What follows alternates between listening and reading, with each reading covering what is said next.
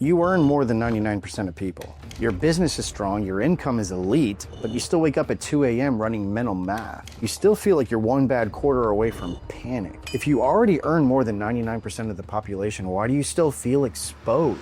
Here's the truth. It's not because you don't make enough money. It's because your structure still mimics the consumer class, not the institutional class. And that leaves you fragile, not just financially, but emotionally. Most people ask, what can I afford? That's a consumer's question.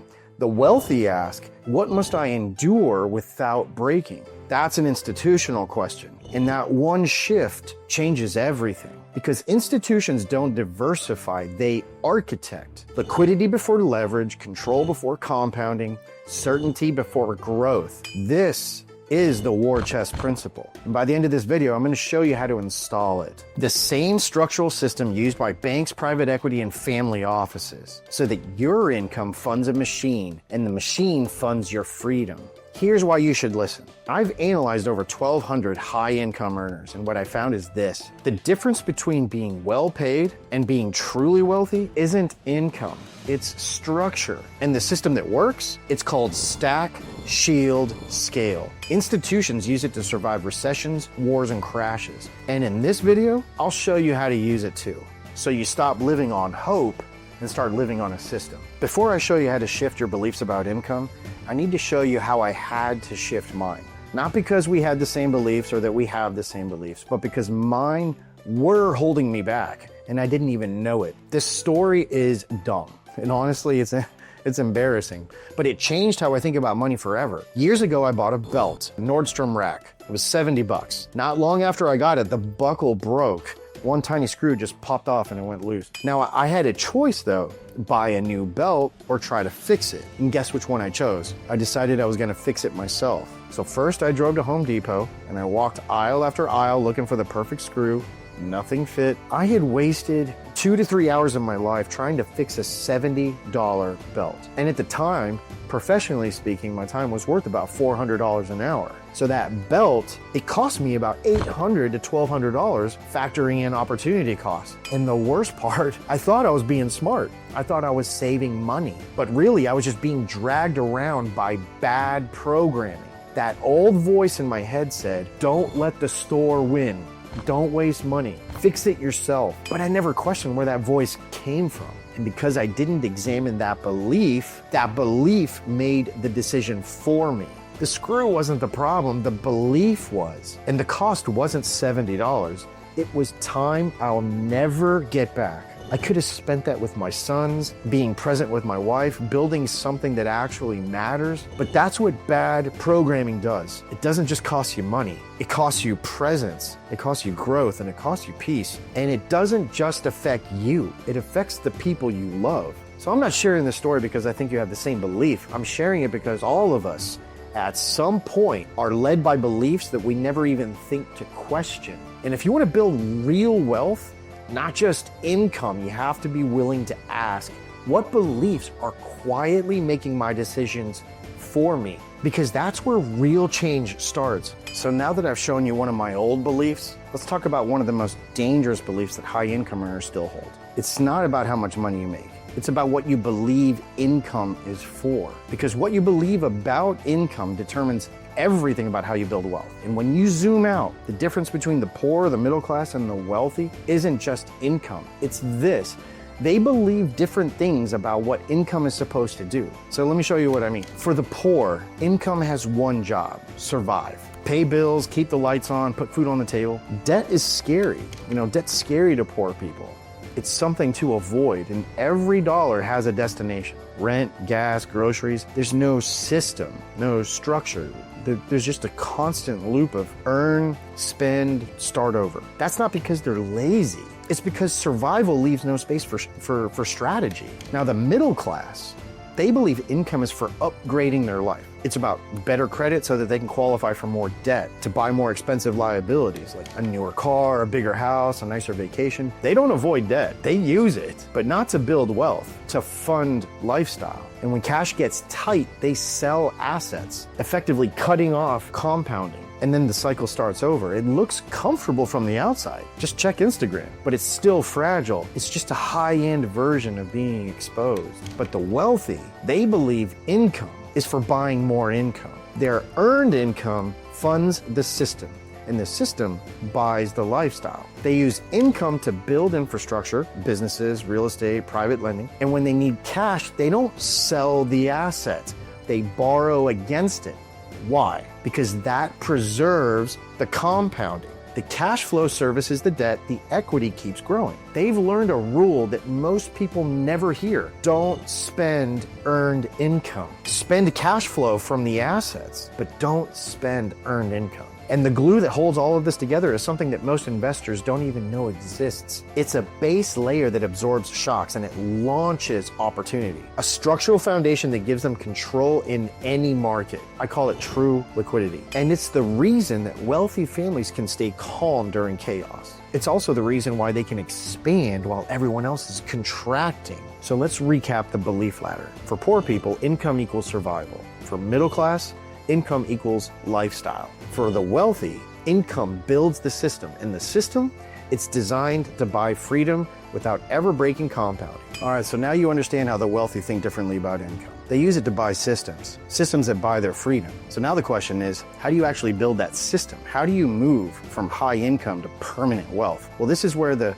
stack, shield, scale framework comes in. It's simple and it's super repeatable, and it mirrors the exact strategies used by institutions that survive everything. So let's start with stack. The first move isn't earning more. It's restructuring what you already have. See, most people think that they have a portfolio, but what they really have is a patchwork. Stocks here, real estate there, maybe some crypto, some cash, some insurance, but no structure, like no foundation. Institutions don't do that. They build from the base up. They hold anywhere between 40 to 60% of their balance sheet in true liquidity. That's why they never break. They don't get forced to sell when markets crash. They get positioned to buy. That's the real flex. JP Morgan Chase, one of the strongest financial institutions in the world, holds approximately 41% of its balance sheet in reserves. Jamie Dimon calls it their fortress balance sheet. Buffett's Berkshire Hathaway,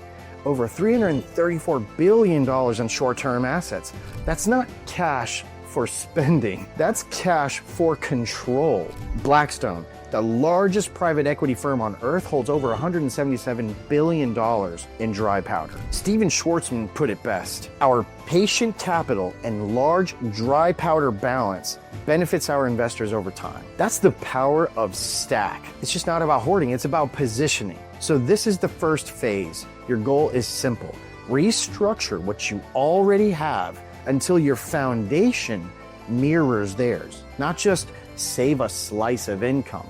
We're talking about liquidity reallocation until your base can absorb shocks and then create opportunity. This isn't budgeting, it's infrastructure. That's stack. Now let's talk about shield. Once you've built that foundation, you need to protect it with true liquidity. Here's what true liquidity does. It grows even when you touch it and when you access it. It's tax advantaged when you use it. It's not tied to the stock market, and you can borrow against it instantly without killing compounding. This isn't some abstract idea. It's how life insurance companies, the most risk-averse institutions on earth, actually operate. They invest roughly 70% of their reserves in bonds, cash, and short-term instruments. Think about that for a minute, man. 70% of their reserves are in short-term assets. They've never had a down year. They don't chase returns. They prioritize control. That's what Shield is about. Not avoiding risk, but absorbing risk without disruption. This is also how Microsoft operated during the Great Recession.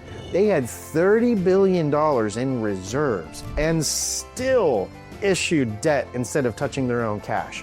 Why? Because their cash was compounding faster than the cost of borrowing. That's institutional thinking. That's the shield. You use true liquidity to borrow, not to fund consumption, but to acquire income-producing assets. And when I say fund consumption, I'm really referring to middle-class individuals, because they use debt all right, but they use it to acquire depreciating liabilities, consumption. But wealthy people use debt productively to acquire income-producing assets that also appreciate. You see how it's all backwards? So they use it to acquire income-producing assets like real estate, private lending, businesses, that sort of thing. So now they've got $1 doing 2 jobs. It compounds and it generates cash flow. And because you didn't sell anything, your equity keeps growing. Your cash flow services the loan and your system stays intact. Finally, let's talk about scale. Most high income earners think that scaling means working harder, putting more money into more investments, or diversifying into complexity. But that's not what institutions do, man. They scale by turning income into velocity. In this phase, you don't throw in more earned income. You reinvest the cash flow, the tax savings, and the investment profits from your income-producing assets back into acquiring more income-producing assets. Your base keeps compounding. Your income-producing asset portfolio expands, and your lifestyle is funded by your cash flow, not your paycheck. That's when the flywheel takes over. No liquidation, man. No broken compounding. No stress when the market drops. Just a self-sustaining system that keeps buying freedom. Stack, shield, scale. 3 phases, 1 framework, and 0 dependence on market performance. This is how institutions build wealth that can't be shaken. And now, it's how you can do it too. Now let's get to the part that nobody wants to say out loud. Most high-income earners are playing the wrong game. They think they're building wealth like institutions do, but they're not. They've been sold retail rules like chase returns, max out your 401k, ride the market long-term, diversify across asset classes. Meanwhile, institutions are playing a completely different game. They're not chasing growth, they're buying control, they're engineering outcomes. So let me show you what that looks like. JP Morgan Chase, the most systemically important bank in America, holds approximately 41% of its balance sheet in reserves. Again, they call it their fortress balance sheet. And just for a minute, think about that for a second. Over 1/3 of their entire portfolio is in true liquidity. So just for a moment, think about your own portfolio. In the privacy of your own home or wherever you're watching this, just ask yourself, what percentage of your net worth do you keep in true liquidity? Or any kind of liquidity for that matter. It's just a thought. Now, why do they keep that much? Because cash buys them options. In every crisis, they get stronger while others panic.